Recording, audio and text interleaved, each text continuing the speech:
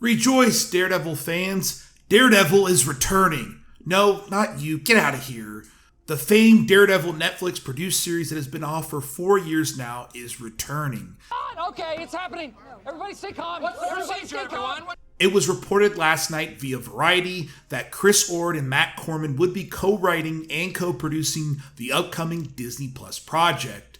The two have worked on series like NBC's The Brave and the underrated USA Network's Covert Affairs. More information came out from The Hollywood Reporter that indicated the show would be a new but continued series. This wording is slightly odd and kind of cumbersome. I'm guessing in Disney terms, this means they'll probably cherry pick elements to retain from the Netflix series while also making it a Disney Plus series. I don't know. I'm not a big fan of this phrase. Season 1 showrunner Stephen DeKnight praised the return of the show, stating, "I personally look forward to the next chapter in Dee Dee's life and wish everyone involved the absolute best." A follower of DeKnight did state their fear of Disney Plus resuming command of the show, but DeKnight followed up with, "Not at all. As a lifelong fan of the character, I hope it's even better than what we did on Netflix. Lord knows they'll have a much, much larger budget."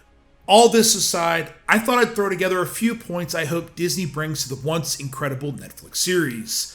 As usual, if you have one I didn't add or would like to add on to what I have added, please let me know in the comments below. So let's get started. For starters, I hope they do their best to retain the tone of the Netflix series.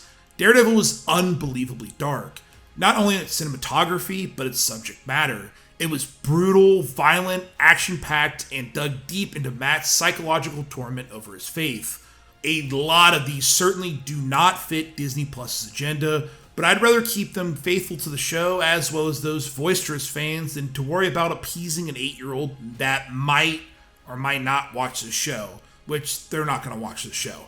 Another suggestion I have is to continue to adapt famous storylines.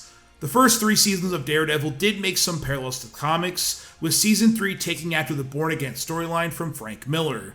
For instance, I'd be okay with the show tackling the Guardian Devil storyline from Kevin Smith. Here, Karen is killed by Bullseye and sends Matt through quite a psychological event. It would be the second love interest for Matt to lose and would be a great continuation for the character. I could honestly see them continuing the lighter note and going with something like Mark Waid's excellent run. Here, Matt temporarily moves to San Francisco, away from his home of Hell's Kitchen. The artwork is more vibrant and perhaps more fitting to the visual tone that Disney Plus loves so much. However, Waid was able to continue deep, grounded, and dark character themes essential to the character of Matt Murdock. Finally, my last one is probably one that won't happen. It goes without saying that Vincent D'Onofrio will return again as the Kingpin, as we did see him in the recently released Hawkeye series. I'd like to take one step up and have Jon Bernthal return as the Punisher. Bernthal was a wonderful realization of the character, and while his 2 seasons of the Punisher weren't the pinnacle of Netflix Marvel shows, he was at the top of his game in season 2 of Daredevil. I do the one thing that you can't. You hit them and they get back up. I hit them and they stay down. It would be great to put these two forces on the same screen once again. I have a lot of doubts that this will happen with how mature the Punisher was portrayed, but a tot can hope. Okay, it goes without saying I'm so excited for the return of Daredevil. Besides WandaVision, I haven't really devoted any time to any of the Disney Plus series. I felt a bit betrayed by the lack of support from the wonderful Netflix shows, especially one of my favorites in Daredevil.